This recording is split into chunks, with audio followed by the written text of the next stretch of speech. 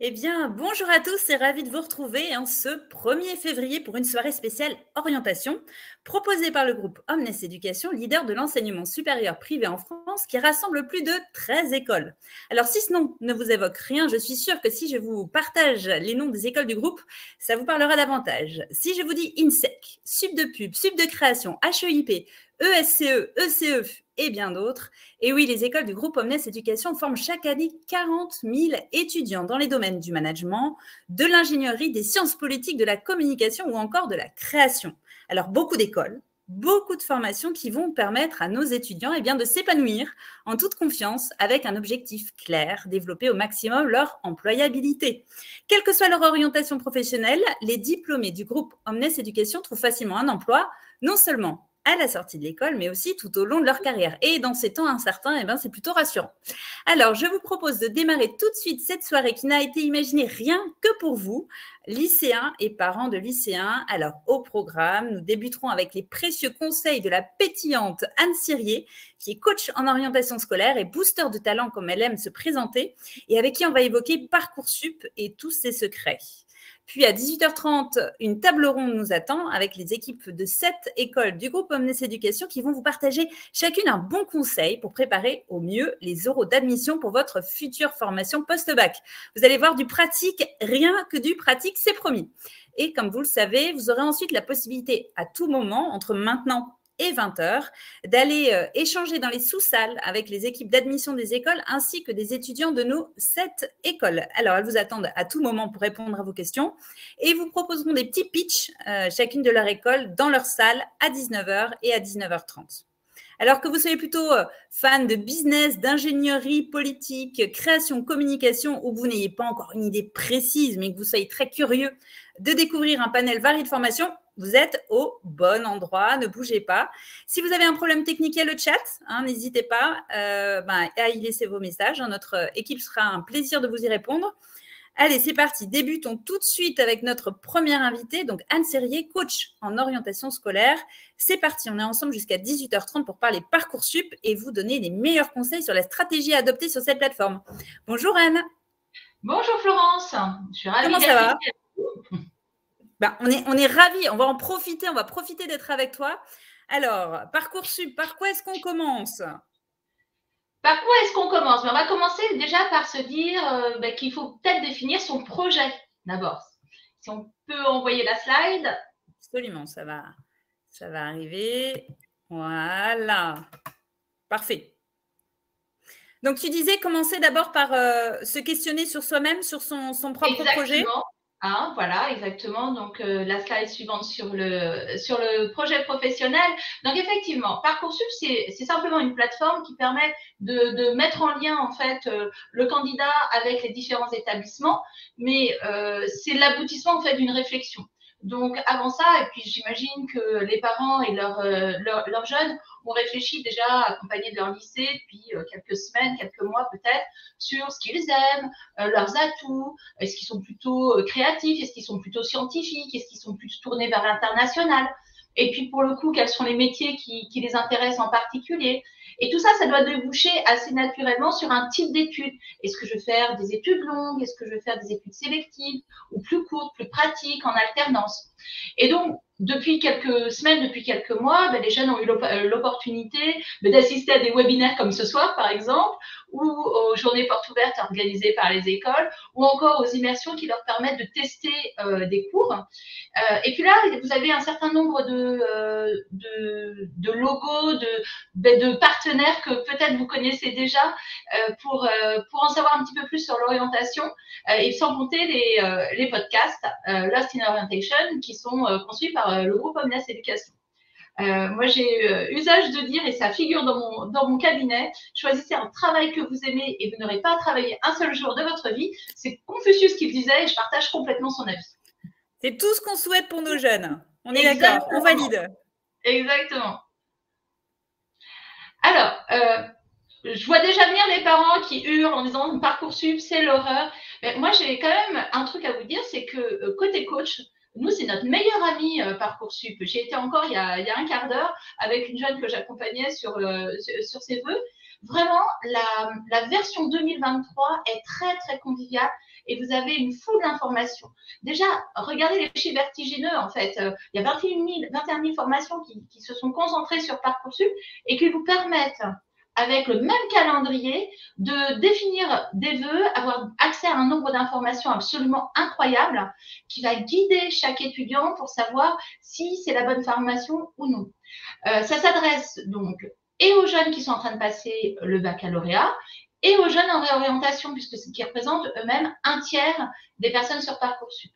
Donc, Parcoursup, donc c'est une base de ressources en fait, avant tout, Parcoursup. C'est d'une richesse immense et toujours sur le même format, quel que soit l'établissement. Il y a des informations, les probabilités d'intégrer la formation en question avec des données chiffrées qui sont très intéressantes. Ça simplifie les candidatures. Vraiment, même le paiement pour certains concours se fait directement sur Parcoursup. En fait, vous avez tout au même endroit et c'est tellement plus simple. Figurez-vous quand même que jusqu'à présent, on n'avait pas l'équivalent pour les entrées en master. Et il y a la nouvelle plateforme Mon Master qui va ouvrir là d'ici quelques jours et qui s'est inspirée de Parcoursup. Donc, ça veut dire que c'est un modèle qui marche. Donc, ça marche. OK. Ça marche. Donc, et c'est convivial. Voilà, tu viens de faire baisser notre cran d'appréhension vis-à-vis de Parcoursup déjà d'un cran, c'est pas mal. Alors, mon objectif, c'est de le faire baisser de beaucoup plus de crans. Alors, il faut une autre slide alors. Passons à la slide suivante alors. Alors, calendrier. Déjà, voilà, on a un calendrier qui est uniformisé. Mais ça, c'est génial pour nos jeunes parce que je vous rappelle qu'ils vont avoir leurs épreuves de spécialité au mois de mars, le bac de philo, ils vont avoir leur grand oral. Eh bien, le calendrier Parcoursup, il est pensé pour que les choses ne se télescopent pas. Donc, actuellement, on est dans la première étape entre le 18 janvier et le 8 mars. Logiquement, ça y est, les premiers jeunes ont commencé à s'inscrire sur Parcoursup. Il suffit juste de reprendre son numéro INE. Alors, le numéro INE, c'est le numéro de candidat qu'ils ont tous reçu par leur lycée. Et donc, la première étape, c'est de s'inscrire sur Parcoursup et surtout de vérifier qu'il n'y a pas d'erreur dans les données qui ont été remontées en automatique. Ça peut être les notes de bac de français ou l'épreuve anticipée de la spécialité abandonnée. Ça peut être l'ordre des options, voire les options de terminale. Voilà, vérifiez que tout est OK. Et puis, vous pouvez même commencer à remplir les rubriques annexes comme les activités extrascolaires. Et s'il y a des choses qui ne vont pas, on se retourne vers le lycée? Exactement, c'est très simple. Le lycée à la main, vous informez, pas de panique surtout. Oh là, j'ai vu qu'il y avait un petit dysfonctionnement, un coup de fil au proviseur ou un petit mail, et il va rectifier ça. On est complètement dans les temps, tout va bien. Parfait.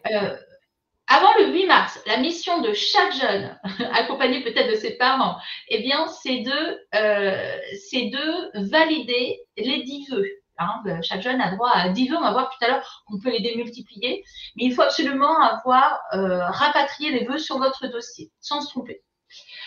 Ensuite, qu'est-ce qui va se passer entre le 8 mars et le 6 avril? C'est le moment de finaliser les dossiers. On ne touche plus aux vœux, ils sont verrouillés.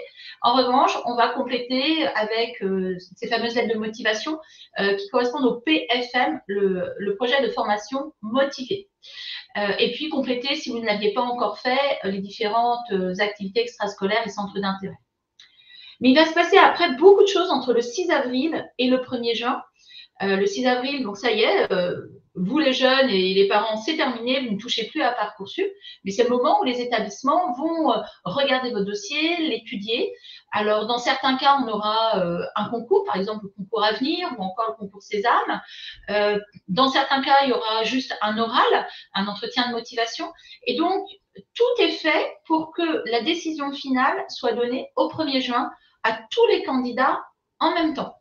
Donc, à partir du 1er juin, il faut vraiment, même déjà avant, mais encore plus à partir du 1er juin, avoir l'œil rivé sur vos mails tous les jours pour vérifier ce qui arrive parce qu'à chaque fois, vous aurez 48 heures pour donner votre réponse. Et si vous ne donnez pas de réponse sous les 48 heures, vous serez considéré comme en quelque sorte démissionnaire du vœu. Donc, la place est donnée à quelqu'un d'autre potentiellement. Pardon ? La place est alors donnée à quelqu'un d'autre potentiellement, en fait. Complètement, c'est la règle du jeu. Et puis, la bonne nouvelle, c'est quand même que l'année dernière, il y en a 98% qui ont eu une formation sur Parcoursup, donc ça marche. Et donc, on peut rester zen de ce côté-là. Très bien. Alors, étape suivante. Un tuto sur Parcoursup. Voilà, on va rentrer dans Parcoursup simplement pour dédramatiser, vous montrer combien c'est facile. Alors, j'ai pris un exemple d'une école du groupe Omnes Éducation qui est l'ECE, c'est une école d'ingénieurs. Mais ce qu'on fait là, on le ferait sur les autres établissements. Je vous rappelle, il y en a 21 000 sur Parcoursup. Donc, vous voyez combien c'est convivial. Déjà, on a une carte géographique qui nous montre les implantations. Donc déjà, si j'habite Marseille, je vois qu'il n'y a pas de CE à Marseille. En revanche, si je suis à Paris, ben, c'est tout à fait indiqué pour moi. Je vois immédiatement que le vœu me correspond si j'ai bien pris la spécialité maths et une spécialité scientifique. Et immédiatement, je sais combien il y a de places disponibles et le taux d'accès. Donc, ça me donne déjà une idée de est-ce que ça va être compliqué ou moins compliqué. Donc ça, c'est la première, l'entrée sur le vœu. Après, on va avoir d'autres informations si on clique. Slide suivante, s'il vous plaît. Et voilà. Donc là, on va avoir 6 onglets qui vont nous donner chacun des informations. Donc, on va les regarder les uns après les autres. Donc, si je clique sur « Découvrir la formation et ses caractéristiques », qu'est-ce que j'obtiens? Un petit délai à chaque fois. Voilà, j'obtiens déjà une grille globale qui m'indique que les compétences, méthodes et savoir-faire, ça compte pour 60%, contre 33% pour les résultats scolaires. Donc déjà, je peux me dire, bon, j'ai un bon dossier, un dossier plutôt moyen, est-ce que c'est pour moi ou pas pour moi? Et ça après, permet de bien comprendre les attentes des écoles. Exactement. Et après, on va avoir un peu plus de détails. Là, on rentre vraiment dans le détail. Si on regarde le deuxième encadré en rouge, on voit que, ah ben oui, il y a des épreuves écrites, donc il doit y avoir un concours qui est considéré comme essentiel et qui va compter pour 60% de la note. Donc effectivement, je sais que l'épreuve écrite va compter pour 60%. Donc si mon dossier est moyen, je sais qu'il compte pour 33%, donc ça va me guider. Et puis en parallèle, je vois un peu plus loin que la fiche à venir que va remplir l'établissement n'est pas si important que ça. Ok, donc c'est peut-être pour moi cette école. Je suis peut-être le bon candidat. Alors ça, c'est pour les informations sur les critères. Alors maintenant, on va voir les autres éléments. On découvre aussi dans l'onglet « Consulter les modalités de candidature ». Là, en l'occurrence, pour l'exemple qu'on est en train de prendre, il y a des épreuves écrites et on a la date. On a la date des convocations qui aura lieu le 20 avril. Et puis, en quoi consiste ce concours et tous les détails ensuite sur la droite. Donc vraiment, quand je vous disais tout à l'heure, vous avez accès à de nombreuses informations. C'est vraiment d'une très grande richesse. Il ne faut vraiment pas hésiter à y aller. Et même quand on n'a pas de com, s'il y a des parents ou des jeunes aujourd'hui qui ne sont pas en terminale, vous avez accès à Parcoursup, même sans les codes. Très bien. On continue. Alors ça, cet onglet, il est très, très important parce que justement, quand on va faire ses vœux, il faut avoir toute une stratégie et donc à la fois ambitieuse et à la fois réaliste. Donc là, on a accès à des chiffres clés. Donc on sait que pour cette formation, il y a eu 5439 vœux formulés l'année dernière. Donc ça peut faire peur sur le coup. Mais en fait, quand on regarde un petit peu plus bas, en orange, vous voyez que des propositions ont été faites à 3787 candidats. Donc, quand on sait qu'environ chaque candidat va candidater à peu près 7 à 10 vœux, eh bien, là, on a un rapport de 1 pour 1,5. Ça nous laisse énormément de chances d'être admis. Donc, on peut y aller, on a ses chances. Très bien. Alors, le temps passe vite, Anne, donc il va falloir qu'on synthétise un petit peu ce petit… secteurs, les métiers, c'est bon, on peut passer aussi à la diapositive suivante. Petit tour d'horizon. Quelle stratégie alors? Alors ça, c'est hyper important. Donc, comme je disais tout à l'heure, Parcoursup, c'est 10 vœux simples. Si vous regardez dans l'encadré du bas, vous allez voir qu'on a moyen de démultiplier ces vœux parce qu'on a accès à des sous-vœux, notamment pour les classes préparatoires, les BTS, etc. Mais on a aussi des vœux multiples. Et les vœux multiples, le concours à venir qui concerne les écoles d'ingénieurs et notamment l'ECE, ce sont 7 écoles, mais ça ne représente qu'un seul vœu. Si on pense au concours Sésame pour les écoles de commerce comme le SCE, eh bien, il y a 14 écoles sur ce concours et ça ne fait qu'un seul vœu. Donc ça, c'est hyper intéressant pour pouvoir démultiplier les vœux. Et puis, il n'y a pas de Parcoursup. On a dit il y a 21 000 formations, mais il y a encore des formations qui sont hors Parcoursup. Et puis, bien sûr, tout ce qui est candidature à l'étranger qui sera forcément sur une autre plateforme. Donc, si vous candidatez hors Parcoursup, ça va vous permettre d'avoir davantage de vœux, notamment pour SCZ, parce qu'en général, les candidatures se font au fil de l'eau tout au long de l'année, souvent sur entretien. C'est le cas, par exemple, des bachelors de l'ECE, de l'INSEC ou de l'ESCE, ou encore de suite de pub, HEIP et suite de création. Donc, dans votre stratégie, essayez de démultiplier vos vœux, soyez ambitieux en tentant des choses qui vous sembleraient, sans censurer en fait, qui ne vous sembleraient pas forcément atteignables, et en même temps, prenez des vœux de sécurité, et comme ça, vous allez être beaucoup plus zen en attendant les résultats de Parcoursup le 1er juin. Très bien. Allez, on va terminer par la checklist pour rester zen. Alors, donc là, c'est plein de petites astuces très concrètes pour vous aider. 1, vous avez une boîte mail qui a été définie dans Parcoursup.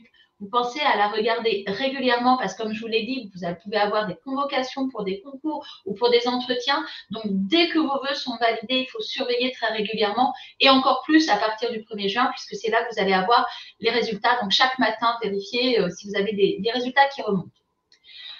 Le deuxième conseil que je vous donne, c'est de vous tenir un calendrier essentiellement dédié à votre projet post-bac. Vous pouvez y mettre toutes les journées portes ouvertes, toutes les dates de concours, que ce soit des écrits ou des entretiens, mais rajoutez aussi vos épreuves de spécialité, le grand oral, tout ce qui va vous concerner et les périodes de convocation. Comme ça, vous allez voir à quel moment il y a des embouteillages dans votre emploi du temps et à quel moment il va falloir être dans l'anticipation. Ça, c'est vraiment, ça vous permet d'avoir vraiment la vision globale. On trouve sur Internet, vous tapez sur votre meilleur moteur de recherche, calendrier, vous tapez avril, mai, juin, mars, avril, mai, juin, et donc ça vous fait 4 pages et c'est parfait. Et on a tous un frigo. Il va trouver sa place sur le frigo, je sens ce planning. Exactement. Comme ça, tout le monde nous consulte et ça fait un petit reminder pour chacun. Ensuite, on a parlé des rubriques engagement, activités extrascolaires, etc. Certains établissements les utilisent au moment des oraux pour interroger le candidat. Donc, surtout, vous les remplissez, vous pensez bien à tout ce que vous avez pu faire en dehors du babysitting, délégué de classe, vos différents sports, vos hobbies, la musique, etc. Tout ça, ça peut être une source de questions pour notamment les oraux ou encore pour une sélection écrite. Alors, quatrième conseil, on a parlé des épreuves écrites dans certains cas, hein, donc des concours écrits et pourquoi pas des entretiens. Sachez que les candidats sont extrêmement préparés. Et qui dit concours dit un certain nombre de candidats qui vont être retenus et pas d'autres. Donc, c'est la différence avec un examen. Donc, je vous recommande de vraiment bien vous préparer, d'anticiper, de vous entraîner. Il y a des annales pour ça. Et puis, il y a même des sessions de préparation aux entretiens que certaines écoles organisent. Et ça, c'est vraiment un bon moyen d'avoir un feedback sur ce que vous faites bien et puis vos axes d'amélioration. Et puis, il y aura tous tes conseils tout à l'heure pour les oraux ainsi que ceux des équipes des écoles. Donc, ça aussi, ce serait une ressource précieuse. Florence. Alors ensuite, cette fameuse fiche à venir qui paraît souvent barbare, alors elle peut paraître barbare parce que vous ne la voyez pas avant le 1er juin. En fait, la fiche à venir, c'est un avis que donne votre établissement sur chacun de vos vœux. Un avis favorable, moyennement favorable ou défavorable.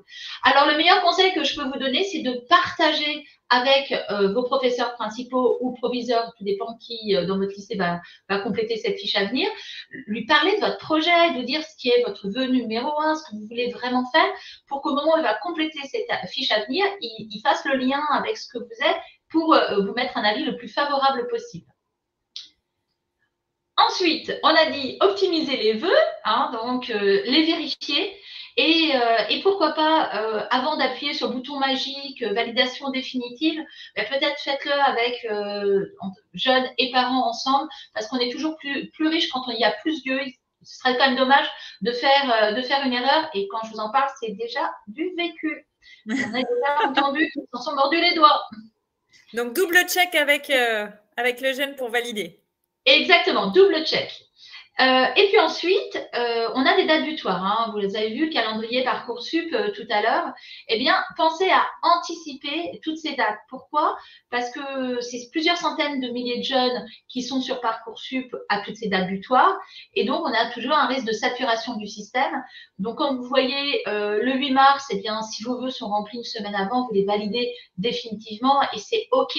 Alors, les lettres de motivation, elles peuvent attendre encore un petit peu, mais au moins les lettres, au moins les vœux sont validés et vous allez éviter des sueurs terribles si jamais ça bug le dernier jour.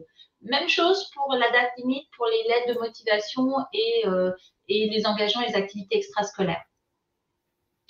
Et puis, toujours pour éviter les sueurs froides, je vous recommande de rédiger tout ce que vous avez à rédiger en dehors de Parcoursup. Comme ça, si jamais il y a un bug, à un moment donné, tout disparaît, ça peut arriver, ça dure même pas 24 heures, le système est rétabli et en général, vous retrouvez vos informations. Mais pour et rester zen, être bien, eh bien, vous avez tout sauvegardé sur Word et donc vous avez simplement copié vos différents projets. Donc, projet motivé, c'est la même chose que la lettre de motivation. C'est le nom dans Parcoursup. Eh bien, vous avez tout en sauvegarde sur votre ordinateur et comme ça, vous le validez en le copiant sur Parcoursup. Comme ça, vous serez zen.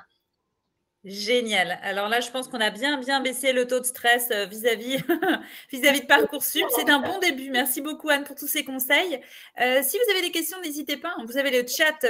Il faut en profiter. On a une guide de choix sous la main. C'est l'occasion. Hein. Normalement, elle ne peut pas se faire piéger. Elle aura réponse à toutes vos questions. N'hésitez pas à les poser dans le chat. Moi, j'ai quelques petites questions pour toi. Quand on a un mauvais dossier, c'est quoi la meilleure stratégie à adopter? Alors, quand on a un mauvais dossier, on tente le hors Parcoursup parce que forcément, on aura l'occasion de défendre son projet et ce qui a pu se passer à l'oral.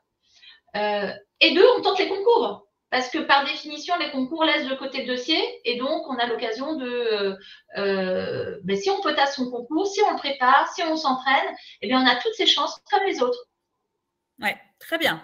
Ok, très bien. Donc, hors Parcoursup et ne pas hésiter. Le mot concours, il peut faire peur, mais en fait, ça peut être des fois une vraie source d'opportunité. Ah oui, pour moi, c'est une vraie source d'opportunité. Hein. Les jeunes que j'accompagne et qui ont un mauvais dossier, on part sur cette stratégie-là, hein, clairement. Très bien. Toutes les informations dont on a parlé tout à l'heure, toutes les informations sur les formations, c'est donc bien sur la plateforme Parcoursup qui, en plus, est accessible finalement même avant la terminale. On peut y accéder sans avoir de code au départ. N'importe qui, un jeune de seconde qui s'intéresse déjà à son projet et qui souhaite voir à quoi ressemble Parcoursup, eh bien, il tape Parcoursup, il rentre sur le système. Il ne pourra pas saisir de vœux, mais il va pouvoir avoir accès à toute la partie informative de Parcoursup. Et voir tout l'historique, c'est ça? On sait aussi du fait l'école, les années d'avant, comment… Les chiffres clés, combien de candidats ont candidaté, donc ça permet aussi de voir l'attractivité de la formation, combien ont reçu une proposition, tout ça c'est très riche, la vitesse de remplissage de la formation. Et puis il y a aussi tous les liens, et ça c'est très important, c'est tout nouveau, toutes les dates des journées portes ouvertes. Donc en fait, oui, ça incite vraiment à aller d'abord sur Parcoursup. Moi, je vois, j'ai changé mes habitudes cette année. D'habitude, j'allais sur les sites des écoles parce que je les connaissais, et ensuite j'allais sur Parcoursup. Mais maintenant, c'est encore mieux. Cette année, elle est vraiment l'interface est très très confortable. Eh bien, je vais d'abord sur Parcoursup et éventuellement je vais sur le site de l'école, mais le lien est indiqué de toute façon sur Parcoursup. Ouais, c'est vraiment tous les chemins mènent à Parcoursup. Voilà. En fait, ce que je voudrais rajouter, c'est que souvent les gens craignent Parcoursup, mais Parcoursup, c'est pas des gens, c'est juste une interface pour mettre en relation les écoles et les établissements et les candidats, pardon. Très bien. Deux autres petites questions pour toi. La première, est-ce qu'il faut vraiment remplir 10 vœux? Est-ce qu'on est obligé de remplir les 10? Alors, la réponse est double. Si c'est pour mettre des vœux en sachant pertinemment qu'on n'ira pas dans cette formation, je ne vois pas l'intérêt. En revanche, si c'est pour démultiplier ces possibilités avec plan A, plan B, plan C, oui, il vaut mieux démultiplier. Oui, oui. D'accord. Mais il faut que c'est du sens à un moment donné, en fait, hein, quand même. Oui, oui. C'est un peu de cohérence. Voilà, l'année dernière, il y a un jeune qui avait réussi à démultiplier jusqu'à 54 vœux. C'est vrai. En alternance, pas en alternance, les sous-vœux, les vœux multiples, voilà, il avait réussi à monter à 54 vœux. Après, il faut arriver à les gérer parce que ça fait quand même beaucoup d'informations qui arrivent à partir du 1er juin quand la réponse arrive. Ah ouais, c'est clair, tout à fait. On a une question un petit peu particulière. Est-ce qu'on peut mettre en choix un métier scientifique et un autre choix avec un métier artistique, sachant qu'on a pris des spé scientifiques? C'est une question un petit peu spécifique. Alors, je ne sais pas quel est le sens de cette question, mais en tout cas, les établissements n'ont pas accès aux autres vœux. Ils ont accès aux vœux qui leur les concernent eux. Exactement. Donc, ils ne vont pas voir. Là, par rapport à cette question, je me poserais plutôt la question de la cohérence du projet. En fait, pourquoi faire? qu'est-ce qui attire le jeune, qu'est-ce qu'il a envie de faire derrière. Peut-être qu'il a une double compétence, je n'en sais rien. Mais en même temps, les scientifiques, on aime bien qu'ils aient aussi un côté créatif. Quand on fait de la recherche, c'est pour trouver des choses qui n'existaient pas jusqu'à présent. Donc, ça ne me semble pas différent. Et par rapport à ce que tu disais aussi, si on veut par exemple faire un métier artistique, aller découvrir les fiches de formation des écoles sur Parcoursup de métiers artistiques et pouvoir voir quelles sont leurs attentes et leurs exigences et le type de spé qu'elles préfèrent avoir, ça peut permettre aussi d'avoir ce type d'information, de savoir si c'est pertinent ou pas de candidater. Complètement. Et puis, alors, se rendre aux journées portes ouvertes, surtout. Donc là, on est en pleine période de journées portes ouvertes. C'est hyper important d'aller confronter, en fait, son projet avec la réalité, voire même taper dans son moteur de recherche le nom d'un métier. Alors, par exemple, directeur artistique. Vous mettez le mot métier à côté et vous cliquez sur vidéo et vous allez découvrir que vous avez des dizaines de vidéos de 2-3 minutes qui présentent un métier. La personne est en situation, vous dit ce qu'elle aime moins. Ça permet de se faire une représentation beaucoup plus concrète du métier en question. Tout à fait, ça marche. Une dernière question. Qui nous donne accès ou non aux vœux? Est-ce que ce sont les écoles ou est-ce que c'est le site? Qu'est-ce qui décide au final? C'est Parcoursup ou c'est les écoles? Ah non, Parcoursup, ce n'est qu'une plateforme. En fait, ce sont les établissements qui viennent piocher leurs candidats sur Parcoursup. Donc, en fait, c'est pas un canal de contact. Ouais. Voilà, donc en fait, les établissements vont recevoir les candidatures, vont les étudier et vont donner leurs réponses sur Parcoursup par rapport aux candidatures. Et par rapport aux critères qu'ils ont énoncés sur Parcoursup et qui sont propres à chaque établissement. L'exemple que j'ai montré tout à l'heure, c'était un simple exemple. Chaque établissement a complété à sa façon, en fonction de ses critères, ce qu'il attend des candidats et comment ils vont être sélectionnés. Très bien. Une autre petite question. Est-ce que les écoles du groupe Omnes Éducation sont accessibles sur Parcoursup par concours? Alors, en fait, j'ai un peu répondu en filigrane. J'ai dit que certaines étaient sur Parcoursup et d'autres ne l'étaient pas au moment où on a parlé du hors Parcoursup. Voilà, je vois que quelqu'un est en train de répondre à cette question via le chat. Donc, ce sera certainement plus complet. Ça vous permettra d'avoir les éléments. Du sur-mesure en face de chaque école, voilà, savoir si elle est accessible ou pas. Je te propose une dernière question et ensuite on va passer à la séquence préparer son oral d'admission. Est-ce que les résultats du bac ont un impact sur les réponses des établissements et sur notre dossier? Alors, si on parle du résultat du bac définitif, non, parce qu'en fait, les résultats du bac auront lieu après les résultats de Parcoursup qui sont, je le rappelle, le 1er juin. La question qui se pose, c'est pour les épreuves de spécialité qui vont se passer pour la première année. Je vous rappelle qu'on a eu des années Covid, donc on a eu des versions du bac qui ont été très différentes et pas deux fois la même. Et donc là, pour la première année, les jeunes de terminale vont passer leurs épreuves de spécialité en mars. La question est de savoir si les correcteurs, donc ça on n'a encore pas de recul, auront eu le temps de corriger et de mettre les notes sur Parcoursup et qu'en plus les établissements aient eu le temps de les consulter et de les intégrer dans leur sélection. Je n'ai pas de réponse, mais je ne suis pas certaine. Très bien. En revanche, les résultats du bac peuvent être très importants pour les candidatures à l'étranger. Donc là, on est sur un autre type de sélection. Bien souvent, on va vous demander une moyenne, telle moyenne au bac ou telle moyenne en telle matière. Ok, super. Une dernière petite question. Comment lire le rythme d'envoi des propositions dans les chiffres clés de la formation? Comment est-ce qu'il faut comprendre? Comment lire le rythme d'envoi des propositions dans les chiffres clés de la formation? C'est la réactivité de l'école par rapport au… C'est ça, hein? Alors, j'imagine que c'était les histogrammes là tout à l'heure, c'est nouveau. Donc, c'est pour dire à quelle vitesse l'établissement a complété ses effectifs. Plus c'est rempli vite, plus l'établissement est attractif. C'est comme ça qu'il faut le dire.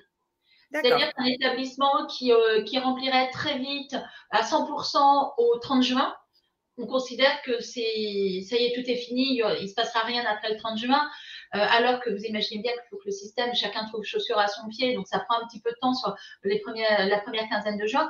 Ce sera un établissement très attractif. Ça nous parle plus de l'attractivité de l'établissement, en fait. C'est-à-dire que Ok, le candidat super. dit oui, je te choisis. Ok, très bien, super. Merci Anne pour tous ces conseils. Merci aux participants pour leurs questions. On va passer à la prochaine séquence, préparer son oral d'admission. Je vous propose d'accueillir maintenant les équipes de nos écoles.